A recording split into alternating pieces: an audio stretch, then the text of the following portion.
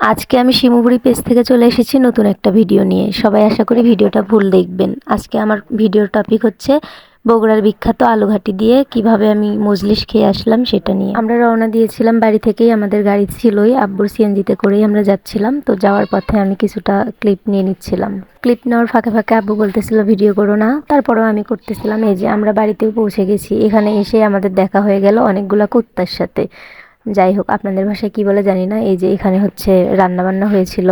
রান্নাবান্নার জায়গা দেখে আমি ভাবলাম যে না, অনেক মানুষের হয়তো বা দাওয়াত, শুনেছিলাম অনেক মানুষের দাওয়াত, তারপরেও কল্পনাতেও ভাবিনি যে এত মানুষের। আমরা যখন গিয়েছিলাম তখন হয়তো শুরু ছিল, এই জন্য বেশি তেমন লোক ছিল না। তারপরে অনেক লোক, আমি তো ভেবেছিলাম এই কয়জন লোকই হবে। তারপরে আমরা বসার পরে আস্তে আস্তে লোক আসতেছিল। তো আমি কিছু কিছু ভিডিও ক্লিপ নিয়ে রাখতেছিলাম যে ফেসবুকে হয়তো বা আপনাদের সাথে শেয়ার করব। যারা যারা এখন আমার পেজটা ফলো দেননি তারা তারা একটু প্লিজ ফলো করে দিন। দেখুন কত লোক, আর এতই মানুষ ভিডিও যে করতেছিল আমি কি বলবো। সবাই যেহেতু ভিডিও করতেছে তাহলে আমার করতে বাধা কোথায়, তাই আমিও করলাম।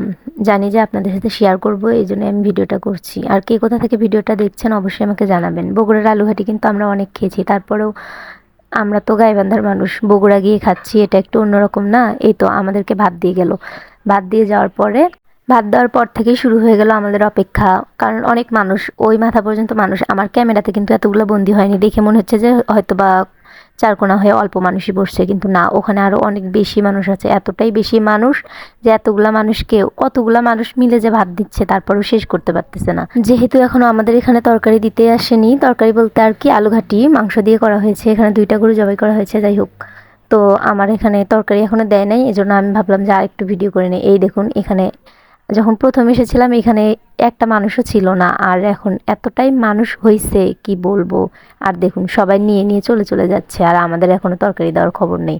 এই যে দেখেন পিছনের লাইনেও ঘাটি দিচ্ছে, বাট আমাদেরকে দিচ্ছে না। আমার মনের মধ্যে হাঁসফাঁস হচ্ছে, সবাই পাচ্ছে, আমি কেন পাচ্ছি না। ওই যে দেখেন একটা মহিলা টোকলা বাঁধে নিয়ে যাচ্ছে, আমার কাছে মনে হলো ওটা অনেক ইন্টারেস্টিং, তাই আমি ওটাও ভিডিও করলাম। দেখেন সামনের লাইনেও দিচ্ছে, তারপরেও আমাদেরকে দিচ্ছে না। দেখেন কত মানুষ আসছে, আমাদের মতো বয়সী মেয়েরাও আসছে। আমি কিন্তু আমাদের এলাকায় দাওয়াত হলে বা কিছু হলে, অনুষ্ঠান হলে আমি কিন্তু যেতে চাই না, শরম পাই। কিন্তু এখানে মনে হয় এরা শরম করে না। আর দেখুন সবাই ভাত নিয়ে নিয়ে যার যার মতো তরকারি দেওয়ার পরে চলে যাচ্ছে, কারণ এইখানে এই রোদের মধ্যে বসে থেকে খাওয়ার মতো ধৈর্য কারো নাই। কিন্তু আমরা তো মেহমান মানুষ, আমরা তো আর অত দূরে ভাত নিয়ে যেতে পারবো না। আর এই একটা মানুষকে দেখলেন, এই একটা মানুষই শুধু দেখলাম যে চুপচাপ বসে খাচ্ছে, আর সবাই শুধু তরকারি নিয়ে নিয়ে চলে চলে যাচ্ছে। অনেক অপেক্ষার পরে আমাদেরকেও ঘাটি দিতে এসেছে। তারপর দেখি কি পাই আমি। আমাকে শুধু 2টা মাংস দিয়েছে। আমি এই লোকটাকে বলতেছিলাম আমি কিন্তু ভিডিও করতেছি, আমাকে একটু বেশি করে মাংস দেন, কিন্তু লোকটা দেয়নি। কিন্তু কি আর করার, দাওয়াত জিনিসটাই এরকম, যে পায় পায় আর যে পায় না সে পায় না। আমার ভাতিজার রিভিউ শোনেন। কেমন হয়েছে মজলিসের খাওয়া দাওয়া, কেমন হয়েছে সেটা বলো। খাওয়া দাওয়া ভালো হয়েছে। মাংস পাইছো কয়টা? মাংস আমি বড়টা পেয়েছি, কিন্তু এত মানুষ আমি আমার জীবনেও দেখিনি। আমিও। দেখুন নদীর ওই পার থেকেও মানুষজন খেতে আসছে, মহিলা মানুষগুলোও এরকম করেই যাচ্ছিল। তারপরে ওদের আর ভিডিও করিনি। এই তো রাস্তার মধ্যে আসার সময় এখানে একটা লোক দাঁড়িয়েছিল আমাদেরকে পানি খাওয়ানোর জন্য, তো এখান থেকে আমরা পানি খেয়ে গাড়িতে এসে বসে পড়েছি। আর দেখুন ভাতিজা খেতে খেতে ক্লান্ত হয়ে গেছে। তারপর আসার সময় আবার কিছুটা ক্লিপ নিচ্ছিলাম, আপনাদের সাথে শেয়ার করব জানি। তো এই পাতাটাতে আমরা খেতে বসেছিলাম। দেখুন এখন একটা মানুষও নেই, কিন্তু অথচ এখানেই একটু আগে 3-4 হাজার মানুষ বসেছিল খাইতে।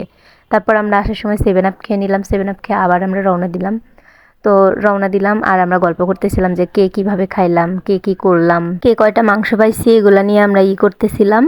আর এসব গল্প করতে করতে আমরা বাড়িতে এসে পৌঁছে গেছি। যাই হোক, আজকের ব্লগটা কেমন হয়েছে সবাই জানাবেন কমেন্টে। আর আমার ভিডিওতে সবাই লাইক কমেন্ট করে পাশে থাকবেন। আর কেমন হলো ভিডিওটা, আমার ভুল ত্রুটি সবাই ক্ষমার দৃষ্টিতে দেখবেন। তারপরে এই তো আর কি, চলে এসেছি এখন। সবাইকে আল্লাহ হাফেজ।